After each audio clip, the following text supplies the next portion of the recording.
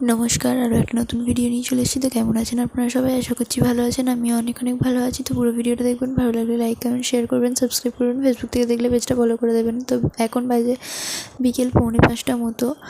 তো আজকে গেছিলাম একটা জেঠুর বাড়িতে, মানে বাপির বড় পিসির বাড়ি। তো মা প্রথমে একাই যাচ্ছিল, ওই জন্য মা আর কি আমি যাব বলে ব্যাগটা গোছাচ্ছিল। মা প্রথমে একাই বেরিয়ে পড়ছিল, তো আমি বললাম চলো আমিও যাব, আমি একা একা কেন থাকবো, তোমার যদি আসতে সন্ধে হয় ওই জন্য। তো মা প্রথমে আয়ুষকে নিয়ে বেরিয়ে গেল, তারপর আমি রেডি হয়ে বাড়িতে তালা দিয়ে বেরোচ্ছিলাম।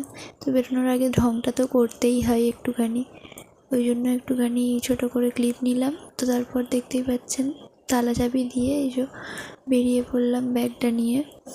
আর মা শুধু আয়ুষকে নিয়েই আর কি গেছে, মা আয়ুষকে নিয়ে ব্যাগ নিয়ে হাঁটতে পারবে না একসাথে, তাই এই জন্যই আর কি মা আয়ুষকে নিয়ে চলে গেল।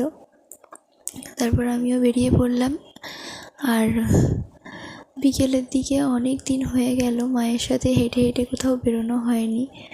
বিকেলের দিকে কেন, সকালের দিকেও খুব একটা বেরোনো হয়নি। আর আজকের ওয়েদারটা খুব সুন্দর ছিল, মানে মেঘলাও না আবার রৌদ্র ছিল না। তো তারপর আমি আর মা বেরিয়ে পড়লাম। আর এটা আমাদের বাড়ির পাশের মেন রোডটা। আর চারিদিকে ধান, মানে এখন তো ধানের সময়, ধান চাষ করেছে, ধান ক্ষেতগুলো একদম সবুজ হয়ে আছে চারিদিক থেকে। আর চারিদিকে গাছপালাও এখন সবুজ হয়ে আছে। আর তার সাথে সাথে শরতের আকাশ, খুব সুন্দর লাগছে পরিবেশটা। তো আমার বাপির বড় পিসির বাড়িটা মানে খুব একটা বেশি দূর না, আমাদের বাড়ি থেকে হয়তো হেঁটে গেলে 10 মিনিট মতো লাগে, তাও হয়তো লাগে না, তো কাছেই। তো তারপর আর কি আমি আর মা যাচ্ছিলাম অনেক বছর পর আর কি, মানে একসাথে হেঁটে হেঁটে যাওয়া।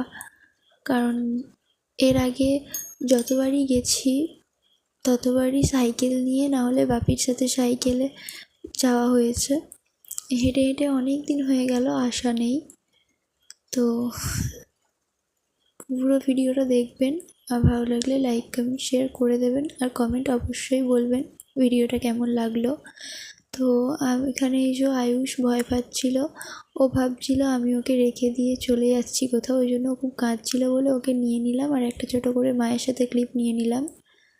তো এই যে জেঠুদের বাড়িটা না একদম এক কোণে, মানে চারিদিকে মাঠ, আর মধ্যিখানে জেঠুদের বাড়িটা। এই দুধারে মানে একদিকে পুকুর আর একদিকে মাঠ, আর সামনেটাতে একটা আছে বড় মনসা গাছ, যেই মনসা গাছে পুজো হয় না, ওই মনসা গাছ। তো তারপর যে চলে আসছিলাম জেঠুদের বাড়িতে। বললাম না খুব বেশি দূর না, 7 থেকে 10 মিনিট মতো লাগে। আর এটা জেঠুদের বাড়ির মন্দির। এই মন্দিরটা না অনেক বছরের পুরনো, মানে বহু বছর পুরনো একটা মন্দির। তো এই মন্দিরটার নাম, মানে ঠাকুরের পুজো হয় মন্দিরটাতে, সেই ঠাকুরটার নাম আমি ভুলে গেছি, বহু বছর যাতায়াত সেরকম নেই বলে।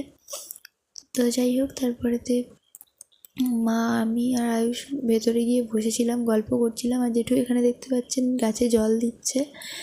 জেঠুরা একটা কুকুর পুষেছে আর কি, তো ওকে বেঁধে রেখেছিল ঘরের মধ্যে।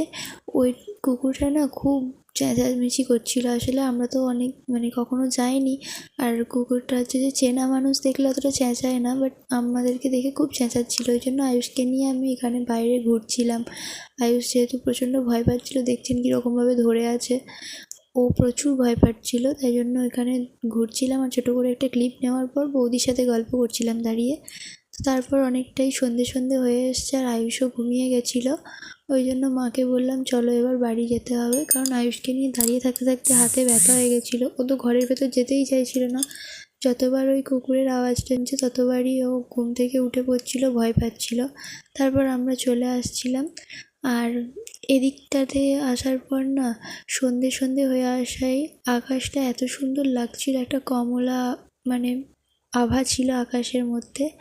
তারপর মাকে বললাম তুমি চলো আয়ুষকে নিয়ে, আর আমি চপটা নিয়ে আসি, মানে রাত্রে যেহেতু চপ মাখা হবে ভাতের সাথে খাওয়ার জন্য, তাই জন্য আর কি চপ আনতে গেছিলাম। আর আস্তে আস্তে এত সন্ধে হয়ে গেছিলো না, ভয় লাগছিল প্রচুর। মা জানে যে আমি অন্ধকারে অনেক দিন বেরোয়নি, তাই জন্য একটু ভয় পেতে পারি। তাই জন্য মা একটা জেঠুদের বাড়িতে বসেছিল। তারপর হচ্ছে আমি চপ নিয়ে বাড়ি ফিরছিলাম, আর যেমন মা ভেবেছিল ঠিক তেমনই হয়েছে। আমি প্রচণ্ড পরিমাণে ভয় পেয়েছিলাম, মানে এরকম অন্ধকার হয়ে গেছে, একা একা আসছিলাম, রাস্তায় কেউ কোথাও থাকেনি, মাঝে মধ্যে একটা বাইক একটা টোটো এরকম যাচ্ছিল। তো আমি রীতিমতো দৌড়াতে লেগেছিলাম আর কি। তো মাকে কলটা করে আর একটা ছোটো করে ক্লিপ নেওয়ার পরেই মাকে কল করলাম, আর করে দৌড়াতে লেগেছিলাম। দৌড়াতে দৌড়াতে তারপর অনেকটা যাওয়ার পর যখন দেখলাম যে আমাদের বাড়ির কাছে যেখানে বাস স্ট্যান্ড আর কি, ওইখানটাতে যে যখন দেখলাম লোকজন আছে, তখন আমি থামলাম। তারপর মায়ের কাছে গেলাম। তো মা আমাকে বলেছিল ভয় লাগলে আমাকে ফোন করে বলেছে, আমি আগিয়ে আনতে যাব, কিন্তু আয়ুষকে নিয়ে আর সন্ধ্যেবেলা আসতে বারণ করলাম। তো তারপর চলে এসেছিলাম জেঠুদের বাড়িতে, যেখানে মা বসেছিল আমার জন্য। কারণ আমি পুরো রাস্তা চলে আসতে পারবো যতই ভয় লাগুক, কিন্তু আমি বাড়িতে কিছুতেই ঢুকতে পারি না। আমার মানে একটা বান্ধবীদের বাড়ি আছে মৌলি বলে, ওদের বাড়ির থেকে আমার বাড়িটা আমি কোনোদিনই যেতে পারিনি সন্ধ্যের পর। তো যাই হোক, তারপরে চলে আসছিলাম বাড়িতে। আর এখানে মানে প্রচণ্ড সন্ধে হয়ে গেছিলো। আর সন্ধেবেলা বলে যে আভুজন্য, যে সমস্ত বাচ্চাদের ভুজনো হয়নি, অন্নপ্রাশন হয়নি, তাদেরকে নিয়ে নাকি সন্ধ্যের পর বেরোতে নেই। তো আমাদের সন্ধে হয়ে গেছিলো খুবই। তো আমরা যখন বাড়ি আসি প্রায় পৌনে সাতটা মতো বেজে গেছিলো। তো বাড়ি এসে ছোট্ট করে একটা ক্লিপ নিলাম। তো আজকের ভিডিওটা এই পর্যন্তই। ভালো লাগলে অবশ্যই লাইক কমেন্ট শেয়ার করবেন, আর আশা করছি পুরো ভিডিওটা দেখবেন। ভিডিও যদি ভালো লেগে থাকে প্রত্যেকটা জায়গা থেকে একটা করে কমেন্ট ছেড়ে যাবেন।